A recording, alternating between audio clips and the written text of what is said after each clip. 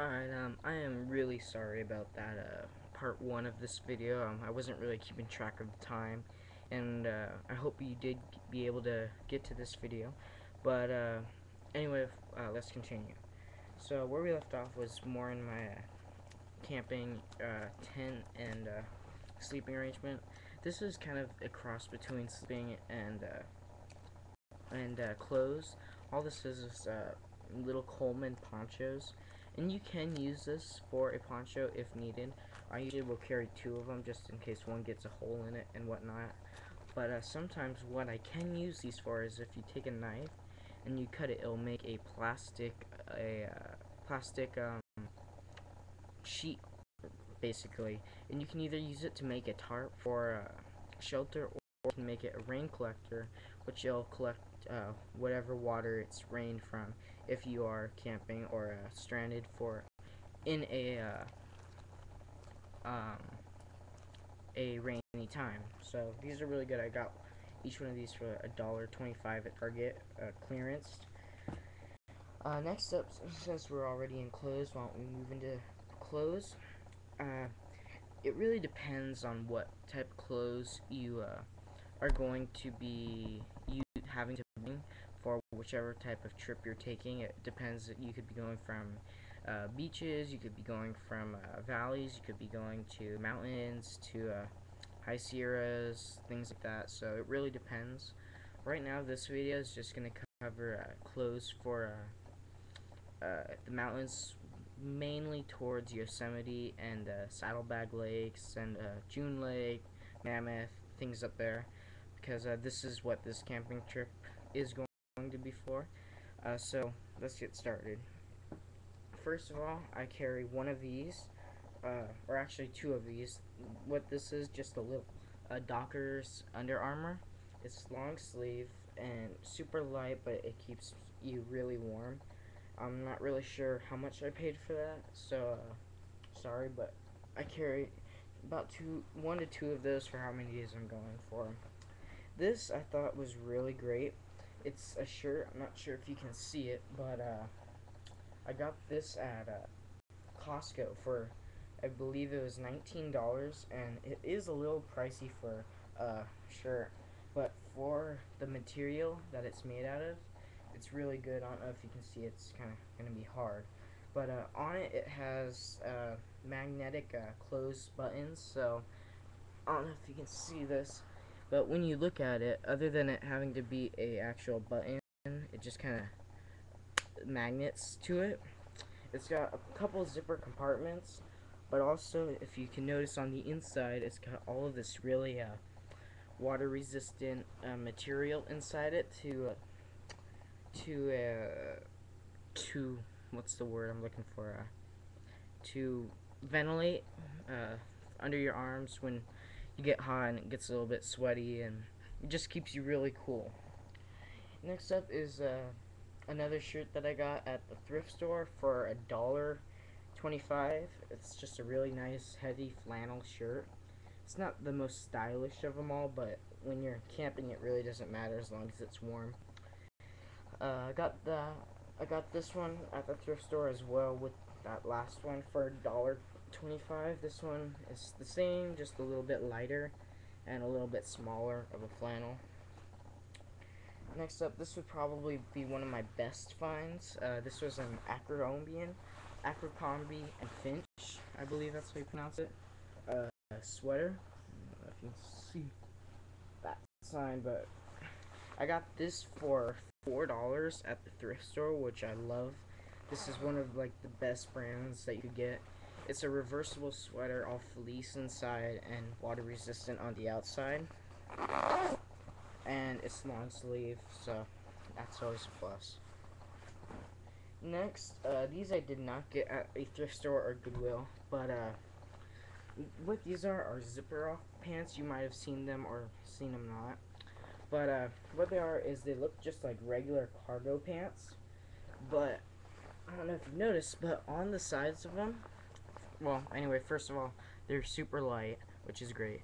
But then on the sides of each pant leg, down by your kneecap, there are these little guys right here.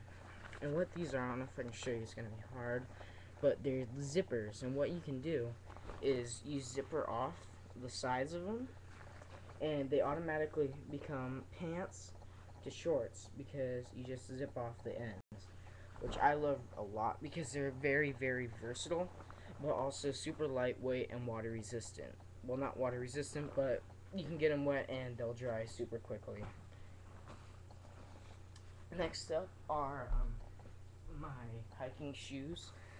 These are more in the category of a hiking boot and a work boot, but they're from Skechers, and I usually don't wear Skechers, but these particular shoes I love because first of all, they're great for hiking, if you can see, but also they're steel-toed, or steel-toed, yeah. And what I like about these is if you're going hiking in the mountains or whatnot, I've had some experiences where some heavy rocks will fall, and they will occasionally hit your feet, which is not the very most comfortablest situation in the world, but it's always great to have steel-toed boots or shoes with you just for extra comfort and protection. And these I got at the thrift store for a whopping $5, which I thought was a great deal. Next, I have, it's gonna be kind of crazy that I'm bringing two pairs of shoes, but these are super lightweight sandals.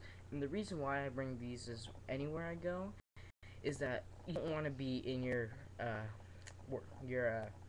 hiking boots and things the entire time. You sometimes want to just take them off and relax. So these are more of a comfort than an actual need, but I like comfort, so I'll usually bring these just to kind of relax in when you're sitting at camp base or a campsite or whatnot. Next, getting out of clothing, I'll usually carry a couple of these just to lock containers up, uh, such as my backpack, because sometimes I'll have to have it really filled where it won't zipper all the way and stay zippered. So I'll usually just put this through the little thing, and it will automatically just not automatically, but it'll lock it and it'll keep it from coming apart, which I really like. And that's pretty much it. But now, oh wait, no. Next, I'm not gonna take it off my backpack because it'd be too hard. But all this is just a little headlamp from Energizer.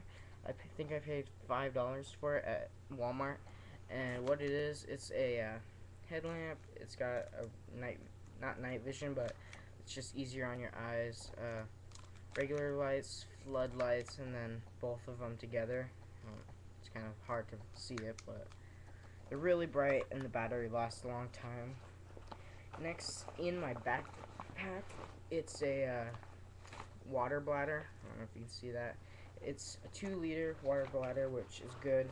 I don't usually fill it up all the way just for a room. However much room I'll have in my pack is usually how much water I'll have, and then I'll have my water bottle on the side. My backpack itself is a 8.0 Skyline blue backpacking pack, and I think I paid about $35 for this at Target, and it's really great. You can adjust the straps on the side to make it wider or not as wide to make it really thin. And then also it has the adapter for my water bladder, which I like. And then on the bottom of it, most backpacking backpacks do have it, but not all of them. What you want to keep your eye out for is the straps for your hips that it'll go on, and it just transports all of your weight to your hips, which I really, really like because it just makes your load a lot less heavy, or not heavy, less heavy, but it makes it feel that much less because all of the weight is going to your hips, not on your back. So that's pretty much all of my my checklist for my camping gear, except for my food. It usually depends on how much food I'll bring. I gotta hurry up, I have a couple seconds left. But usually I'll bring top ramen, some camping bars, things like that. But anyway, I'll do another video on that. Please rate, subscribe,